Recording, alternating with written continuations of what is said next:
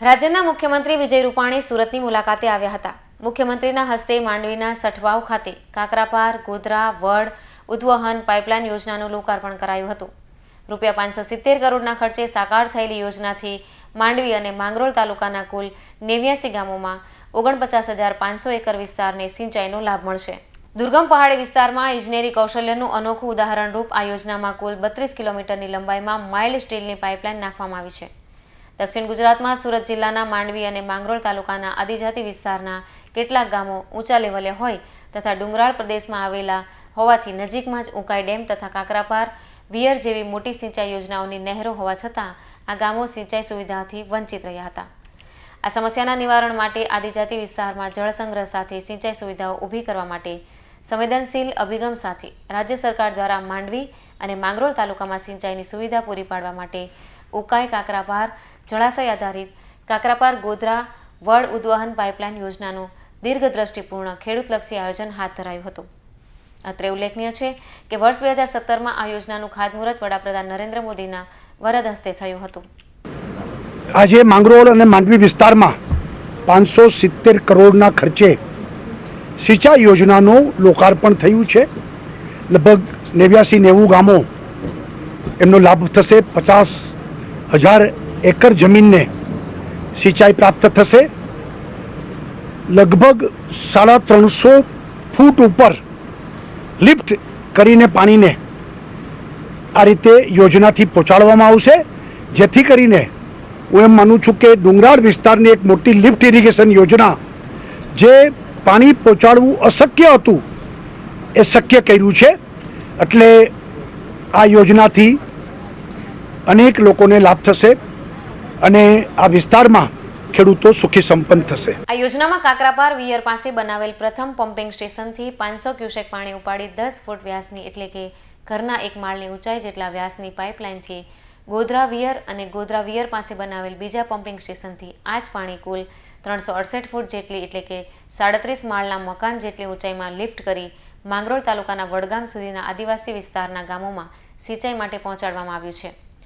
ઉકાઈ જળાશયમાં દર વર્ષે વિપુલ જથ્થામાં પાણી આવે છે, જેથી આ યોજના મારફત માંડવી અને માંગરોળ તાલુકામાં સિંચાઈથી વંચિત વિસ્તારોમાં પૂરતા જથ્થામાં સિંચાઈ માટે પાણી આપી શકાશે। યોજનામાં પાઇપલાઇનથી નજીક આવતા 6 કોતરોમાં પાણી નાખી 30 ચેકડેમ ભરાશે। માંડવી તાલુકાના સઠવાવ તથા માંગરોળ તાલુકાના પાતાલદેવી ગામના મોટા તળાવો ભરાશે। 3 મધ્યમ ડેમ ગોધરાવિયર, લાખીગામ ડેમ અને ઈસર ડેમ પણ આ જ જળથી ભરવામાં આવશે। કાર્યક્રમ બાદ સીએમ રૂપાણીએ નિવેદન આપ્યું હતું। કોરોના વેક્સિનને લઈ નિવેદન આપ્યું હતું। 16 તારીખથી વેક્સિનનો પ્રારંભ કરાવાશે। કેન્દ્ર સરકારની ગાઈડલાઈન બાદ નિર્ણય કરાશે। દેશમાં વધી રહેલા બર્ડ ફ્લૂને લઈ માહિતી આપી બર્ડ ફ્લૂ નહીં ફેલાય તે માટે સરકાર તૈયાર હોવાનું જણાવ્યું હતું। નહીં, બર્ડ ફ્લૂ માટે સંપૂર્ણ અમારો વિભાગ, પશુપાલન વિભાગ, આરોગ્ય વિભાગ છેલ્લા 4 દિવસથી સતત કાર્યશીલ છે। તમામ જગ્યાએ જ્યાં જ્યાં પંખીઓ છે એ તમામ પંખીઓનું ચેક થઈ રહ્યા છે અને બર્ડ ફ્લૂ ફેલાય નહીં એ માટે સરકાર સતત સજાગ રહી અને કામ કરી રહી છે। અગાઉ પણ વાત થઈ છે કે વેક્સિનેશન અંગેની પૂરી તૈયારી ગુજરાતે કરી લીધી છે।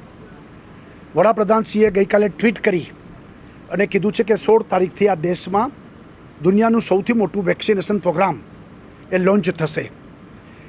ગુજરાત સરકાર તૈયાર છે। જે રીતે ભારત સરકાર આપને માર્ગદર્શન આપશે એ રીતે 16 તારીખથી પ્રારંભ થશે।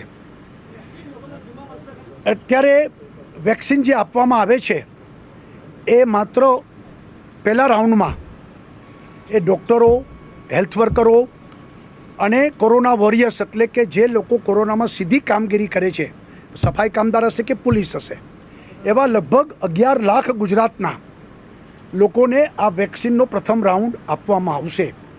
11 તારીખે વડાપ્રધાનશ્રીની વિડીયો કોન્ફરન્સ બધા મુખ્યમંત્રીઓ, અધિકારીઓની રાખી છે। એમાં વેક્સિન અંગેની ડિટેલ જાણકારી પ્રાપ્ત થશે। એટલે મેં કીધું ને 11 તારીખે ડિટેલ પ્રોગ્રામ આવશે અને એ રીતે લગભગ ગુજરાતમાં 287 સ્થળો ઉપર એ વેક્સિનેશનનો કાર્યક્રમ કરવામાં આવશે। જો ભારતની કમનસીબી છે કે વિરોધ પક્ષ દરેક વસ્તુમાં એ દેશનું નુકસાન થાય, દેશની પ્રતિષ્ઠા ઘટે. દાખલા તરીકે સર્જિકલ સ્ટ્રાઇક કરી ત્યારે સવાલો ઉઠાવનારા આપણા દેશમાં લોકો છે. સેનાનું મોરલ તૂટ્યું હતું. રામ મંદિર અંગે સુપ્રીમ કોર્ટે ચુકાદો આપ્યો તો સુપ્રીમ કોર્ટ અંગે સવાલો કરનારા આ દેશમાં પડેલા લોકો છે. વેક્સિન ભારતના વૈજ્ઞાનિકોએ total made in India vaccine છે. આપણે ગૌરવ થવું જોઈએ.